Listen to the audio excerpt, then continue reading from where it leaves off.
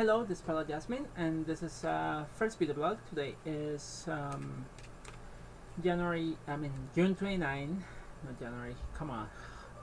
My brain is kind of like fried a little bit. Anyway, it's June 29 and it's about 12:47. Yeah, it's late night, 12:47 a.m. in the morning, and I'm still awake. Why? Simple. I got a new job. I'm working a third shift in a premixes manufacturing company. I'm not going to say names or anything like that because I don't want to get in trouble with the company right now. I just started my new job last week, so I'm not going to say a name. It's in Schenectady. I'm living in Melbourne, so I have to take the bus to get there. It's basically they make premixes, vitamin premixes, things like that, and all that stuff. You may even find it online just by what I said to you. But anyway, it's a new job. It's on third shift. And basically my job consists of weighing material, loading into mixer, and then discharging into boxes and packaging or whatever other way they have to package the material after it's blended, basically. The reason I had to I got a new job was because on my previous job they basically let me go because I couldn't meet the parts per hour required in the job. I was working on a engineering ceramics manufacturing company. For those that are not engineers, there are two different type of ceramics. There are the ceramics that you see in the bathroom and all that stuff, the tiles and the floor. Those are different type of ceramics, and then there are the ceramics that are used for engineering uses, like the tiles and the space shuttles, things that you can make out of ceramics for in the metal industry, like sample cups, things like that. And in that I was working in that company when I first started. I was working as in the mixing room, and then eventually they were going to put me in the third shift to help in the mixing room. That didn't happen because of an issue that I had with another employee that worked on that shift in that other company, and so they ended up putting me in production to make parts, and I only worked there making parts for about a month, and my first 2 weeks I was having trouble meeting the quota or the numbers that I have to meet, so they let me go in the end. At the same time, I ended up getting it seems at my age I'm already having some symptoms of carpal tunnel syndrome, but like the job over there, the repetitive movement of using the tools and all that stuff ended up making it worse in my hands, and I think eventually I will have to check it out because like my 3 fingers of my left hand, those 3 fingers are going numb at night, and even during the day when I keep it like near my body in certain positions, and it's like I think the sensation, you know. So in part this was a good way, that good thing that they let me go, because now I don't have to worry about my hands getting worse. At the same time, I ended up being unemployed for 2 weeks, which is a good thing because I was concerned that I was going to be unemployed for more than 2 weeks, and that didn't happen. I got really lucky, and the day after they let me go in that company, I went to interview in Schenectady, and just after that week that I spent unemployed, they called me and they offered me the job. So I got really lucky in finding this job with this company in Schenectady. And as I said, the job it's not too difficult, it's not too challenging, especially because I got a lot of education, but at least it's a way of bringing some income. And like right now, like if you watch one of my previous videos, I mentioned that I'm living in survival mode.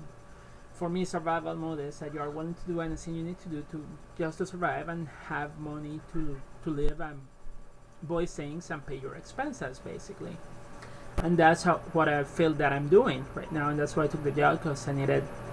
I'd rather be working, number one, and you know what? I don't mind what the job is. I just need to have a job, basically. And the job, as I said, it's not that difficult, and it's interesting too because when I was working in the ceramics company, I learned to use a different type of mixer, and I'm going to use a different mixer, and also the scale of the process, it's bigger than the other company. And that's a good thing because as an engineer, I'm kind of like noticing how different things are done, all that stuff. So it's a good thing. In the ceramic manufacturing company, and this is from one of my college books that I have. I learned how to use the this mixer here, the one that I'm pointing with the finger. That mixer there, which is kind of like a one that used in baking industries and all that stuff. Basically, it's used to make paste or cohesive solids. Basically, you are adding a liquid and making a paste out of it, and that one it's going to be a viscous material. It will have a high viscosity, and so you need a little bit of power in the mixer, and that mixer takes care of being very good with that, you know, because it has a lot of like torque and power to mix the material. So I learned how to use a mixer to make the mixes for the ceramics that they were making. Each ceramic was made with different materials, and you know, this is common sense. This is out there. You can use alumina, you can use silicon carbide, you can use different raw materials to make ceramics depending on what you want to use them for. I didn't get to learn too much of that part because I didn't have the time to read the books that I borrowed, but that's basically how it is. And I learned how to prepare the dry productions mixes, which was wetting the right amount of material that the recipe had, and then you basically put it in there in the blender, in the mixer, and add the liquids to it and make the paste. Basically, it's the same blender that they may use also in a pizzeria to make the dough and all that stuff almost too. So yeah, that mixer over there, that was the one that I was using in the ceramic manufacturing company. Now, in my new job, I'm doing similar to what I did before, except for the fact that the scale now it's relatively large. They use a different mixer, and they use a tumble mixer. They call it tumble because they basically, you have the mixer in an axis, and basically the mixer rotates, and that's what mixes the material. The material is in powder form, so you don't need too much of a viscosity. In this case, it's basically our mixings are non-cohesive solids, basically. So they are not going to get like stuck together or anything like that, and the viscosity will be relatively low, and so you can go ahead and use this type of mixer.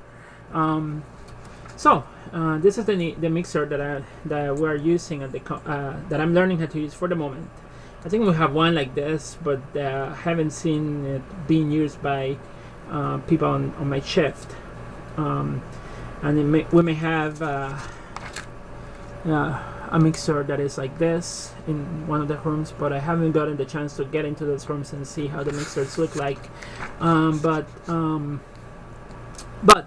I'm in the room that I'm working, that they have me working on making the mixes. I'm using this type of mixer, and basically, the job that I do, you weigh the material according to a recipe. So whatever materials they tell you to weigh, you weigh them, and then you load them. This mixer gets loaded from the tops are in this section here, and then once you have all the materials loaded, you close it, and you put it to tumble. And there are two main buttons. One that makes the whole shell of the mixer spin and tumble, and gravity takes care of like mixing the materials. And then you have another control for the bar, which basically has kind of like propellers that help mix the material inside. So while that is tumbling, the bar inside is rotating, and that helps mix the material, you know. And as I said, it's for non-cohesive. And so I'm learning how to use that type of mixer. And let me finish explain once the mixer finish. Then what we do is like we just chart in this case the material once it's mixed enough, and we verify homogeneity of the material. Then we discharge through the bottom, and then we clean it up, and we do it again with a different order or mix that have to mix. So yeah, that's right now what I'm doing at my new job. It's as I say, it's not too difficult for me, considering that I'm in engineering, and it's physically demanding, and even I have to learn how to drive a forklift. Um, but it's just a job, honestly. I just hope that now that I got the chance to enter into this industry, I know that this company is larger than the previous company that I was working. So I hope that I can get a better chances of finding a new position in the near future, so that way I can move up or find something better and more challenging and more rewarding than what I'm actually doing. Um, so yeah. Anyway, and as you may have noticed, I'm still living in my same apartment. I didn't have because I got fired or I got let go of my previous job. I didn't have enough money to be able to move to a new place. So eventually, I hope to change that. And for me to be able to do that, I think I will have to try to see if I can put my loans into income-based repayment, which I'm trying to do that. I hope I can get approved, so that way I don't have to pay the amount of student loans that I'm paying right now. And that's about it. There's nothing else going on, and I will just keep posted if things change or anything like that. But for the moment, I'm doing what I can to survive, basically, and I just hope that things improve eventually for me. It's rough. Life can be rough, and at least I got a job. I know that I have other friends. When you friends with other people, and we face a lot of discrimination, and and there's a lot of unemployment in our community because of that, because of discrimination. Some of us, I'm lucky in the sense that I guess I can pass okay, but there are some of us that may not pass, or people may still question our gender presentation, and that sometimes for a person hiring, it can become difficult, because there's a lot of bias towards transgender people, and I wish that changed. I think at my company, I'm pretty sure I'm one of the first transgender women that they may have hired. I could be wrong about that. I know there are other women working at my new job. There are more than in the other company that I was working at, and that's a good thing. But at the same time, I know that I'm probably one of the first transgender people that they may have hired in this company. So I hope that I can change the perception and open the doors for other transgender women that may want to work in the same line of work that I'm doing. It's a hard work, and it's not something like we live in. I feel like a lot of men and society judge transgender women because they're afraid that they don't look very womanly and all that stuff, and it's all a balance, just because I'm a woman doesn't mean that I have to be weak. I can be strong and still be a woman, and I can wear whatever clothes I need to wear and still be a woman. That's not related. The type of job or how I dress myself or how do I look, it's not what makes me a woman. It's, there's more to that than that, and when people prejudge or have those conceptions of what a woman is or is not, that kind of can cause problems for us, and just because I transition doesn't mean that I should stop doing things that I love to, and that was for me one of the biggest things. One of my previous jobs, I was told that I should stop doing sword fighting, stage combat basically, because I was a woman, which is ridiculous, and here I'm lifting 50-pound bags like nothing, Well, what are they going to tell me, that because I'm a woman now that I can lift 50-pound bags, If I can, I will do it, but if I can't, I was not able to do it, I would not do it, but like I can do it, so, who cares, Yeah, I'm a woman that is strong, and I happen to be able to lift 50-pound bags of whatever I need to lift, and I can lift them like nothing. And but yeah, anyway, I just hope that there's more opportunity for transgender women and because there's a lot of discrimination, and a lot of like us when we transition either at our workplace or when we're looking for a job, it can become very difficult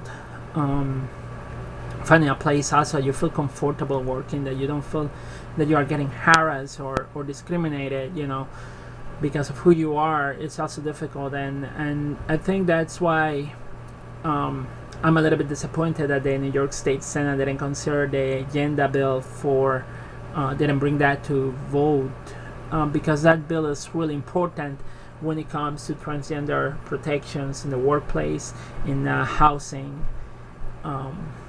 and I'm very disappointed that the Senate didn't brought it for a vote.